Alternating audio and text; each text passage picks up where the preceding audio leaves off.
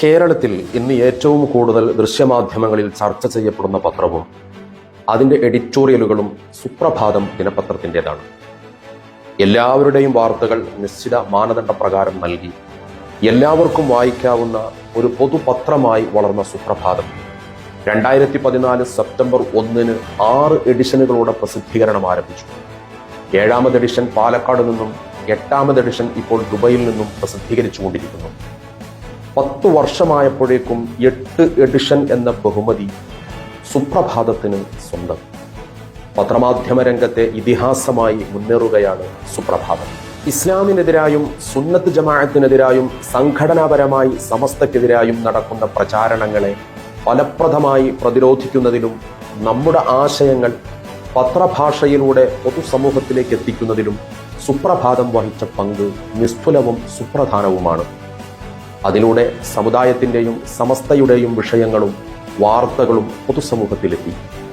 ന്യൂനപക്ഷ ദലിത് വിഷയങ്ങളിൽ കൃത്യമായി ഇടപെടുന്ന പ്രധാന പത്രമായി സുപ്രഭാതം വളർന്നു കഴിഞ്ഞിരിക്കുന്നു. ഇത്തരം ഇടപെടലുകൾ നടത്തുന്ന പ്രമുഖർ ഇന്ന് സുപ്രഭാതത്തിലെ സ്ഥിരം എഴുത്തുകാരാണ്. സുപ്രഭാതം നടത്തിയ ഇടപെടലുകളിൽ ചിലത് ഇവിടെ സൂചിപ്പിക്കുകയാണ്. +1 സീറ്റ് വിഷയത്തിൽ മലബാറിനോടുള്ള അവഗണനയ്ക്കെതിരെ കണക്കുകൾ വെച്ച് നിരന്തര ഇടപെടൽ നടത്തിയ പത്രം സുപ്രഭാതമാണ്. മ്യാൻമറിൽ ജയിലിൽ കഴിയുന്നവരുടെ പ്രശ്നങ്ങൾ പുറത്തു കൊണ്ടുവന്നു സുപ്രഭാതം. വഖഫ് നിയമനം PSCക്ക് വിടുന്നതിനെതിരെ ശക്തമായ നിലപാട് സ്വീകരിച്ചു സുപ്രഭാതം. കാലിക്കറ്റ് യൂണിവേഴ്സിറ്റിയിൽ ജുമുഅ സമയത്തെ പരീക്ഷയുമായി ബന്ധപ്പെട്ട വിഷയത്തിൽ ഇടപെടൽ നടത്തുകയും തുടർ നടപടി ഉണ്ടാക്കുകയും ചെയ്തു സുപ്രഭാതം. സ്കൂൾ പാഠ്യപദ്ധതികളിൽ ജെൻഡർ ന്യൂട്രാലിറ്റി നടപ്പിലാക്കാനുള്ള ശ്രമത്തിനെതിരെ ശക്തമായി പ്രതിഷേധിച്ചു സുപ്രഭാതം.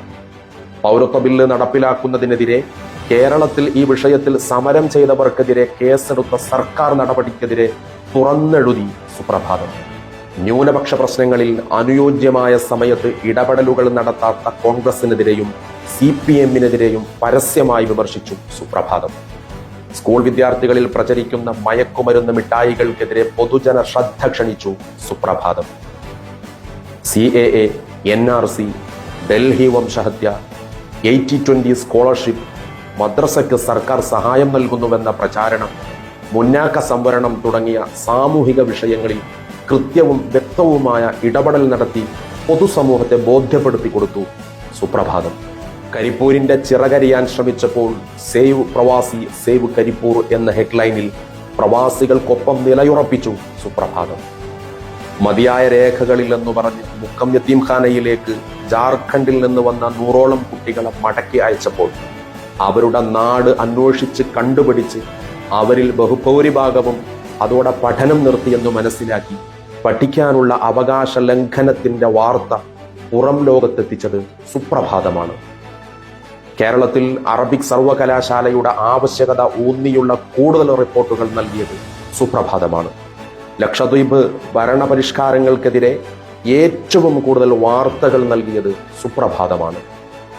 ബാബരി അയോധ്യയിൽ രാമക്ഷേത്രത്തിന് ശിലപാകിയപ്പോൾ ബാബരി ഭൂമിയിൽ രാമക്ഷേത്രത്തിന് ശിലയിട്ടു എന്ന തലക്കെട്ടിലൂടെ നിലപാടു പറഞ്ഞ നട്ടലുള്ള മാധ്യമം സുപ്രഭാതമാണ്. കോവിഡ് കാലത്തെ ആരാധനാലയ പ്രവേശനം ഉയർത്തിക്കൊണ്ടുവന്നത് സുപ്രഭാതമാണ്. സാമുദായിക വിഷയങ്ങളിൽ ശക്തമായ നിലപാട് സ്വീകരിക്കുകയും സർക്കാർ സർവീസുകളിലും നിയമനിർമ്മാണ രംഗത്തും മുസ്ലിം പ്രാതിനിധ്യമില്ലാത്ത വിഷയങ്ങൾ ഉയർത്തിക്കൊണ്ടുവരികയും ചെയ്തത് സുപ്രഭാതമാണ്. CPMലെയും കോൺഗ്രസിലെയും മുസ്ലിം പ്രാതിനിധ്യം സംബന്ധിച്ച് റിപ്പോർട്ടുകൾ പ്രസിദ്ധീകരിച്ചത് സുപ്രഭാതമാണ്. മുസ്ലിം പ്രാതിനിധ്യം സംബന്ധിച്ച് തെറ്റിദ്ധാരണയും വർഗീയ പ്രചാരണവും നടത്തിയ വെള്ളാപ്പള്ളി നടേശനെതിരെ ശക്തമായ നിലപാട് സ്വീകരിച്ച ഏക മുസ്ലിം പത്രം സുപ്രഭാതമാണ്. സുപ്രഭാതത്തിന്റെ ഈ വിഷയത്തിലുള്ള എഡിറ്റോറിയലായിരുന്നു അന്നത്തെ മിക്ക ചാനലുകളുടെയും പ്രൈം ടൈം ചർച്ച എന്നതും ശ്രദ്ധേയമാണ്. മലബാറിലെ, പ്രത്യേകിച്ച് മലപ്പുറം ജില്ലയിലെ വിദ്യാർത്ഥികൾ നേരിടുന്ന സീറ്റ് പ്രതിസന്ധിയെക്കുറിച്ച് തുടർച്ചയായി വാർത്ത പ്രസിദ്ധീകരിക്കുകയും 1ലധികം തവണ എഡിറ്റോറിയൽ എഴുതിയതും സുപ്രഭാതം മാത്രമാണ്.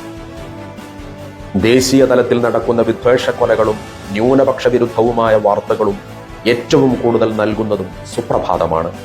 വിദ്യാഭ്യാസം, തൊഴിൽ വിഷയങ്ങളിൽ ഏറ്റവും വിപുലമായ നെറ്റ്വർക്കുകളോടെ വിഷയം കൈകാര്യം ചെയ്യുന്നത് സുപ്രഭാതവും അതിന് കീഴിലുള്ള വെബ്സൈറ്റുമാണ്. ആഴ്ചയിൽ 2 വീതം ഫ്രീ വെബിനാർ നടത്തിവരുന്നു.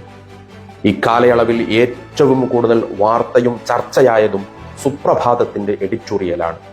സമസ്തയുടെ ശക്തമായ നിലപാടിനുള്ള അംഗീകാരം കൂടിയാണിത്.